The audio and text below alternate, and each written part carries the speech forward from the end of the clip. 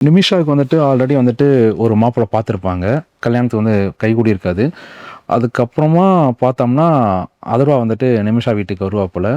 So பார்த்தோனே அவங்களுக்குள்ள வந்து ஒரு கெமிஸ்ட்ரி வந்து ஒர்க் அவுட் ஆகும். அப்போ வந்துட்டு அதுவரைக்கும் வந்துட்டு ஒரு மூடு இருக்கும். அந்த வீட்ல லைட்டிங்காவும் சரி, அதுக்கப்புறமா டோட்டலா வந்துட்டு ஒரு விஷயம் என்னன்னா, லைட்டிங் வந்து சேஞ்ச் ஓவர் ஆகும். ஆக்சுவலா அது படத்தில நாங்க வந்து யூஸ் பண்ணல. ஒரு மாஸ்டர் ஷாட் இருக்கும். ஓவராலா வந்துட்டு ஒரு ஆம்பியன்ட் லைட் கிரியேட் பண்ணியிருப்பேன். ஸோ அது வந்துட்டு 2 பேருக்குமே வந்துட்டு புடிச்சதுக்கு அப்புறமா, மத்த எல்லாமே வந்து ஒரு டார்க் மூட்ல இருப்பாங்க. அதர்வாக்கும், நிமிஷாக்கும் மட்டுமே நான் வந்து தனியா வந்துட்டு லைட் பண்ணியிருப்பேன். அவங்க மட்டும் தான் வந்துட்டு லைட்ல இருப்பாங்க. மத்த எல்லாமே ஒரு மாரி டார்க் மூட்ல இருக்கும். பட் அது எடிட்ல வந்து அந்த ஒரு விஷயம் வந்து கட் ஆயிடுச்சு. பட் ஆனா ஒரு 2, 3 ஷார்ட்ஸ் மட்டும் நாங்க வந்து அதில வந்திருக்கோம். அவங்க தெரியணும் அப்படின்ற ஒரு விஷயத்துக்காக. அது ஆக்சுவலா நல்லாவே இருந்துச்சு.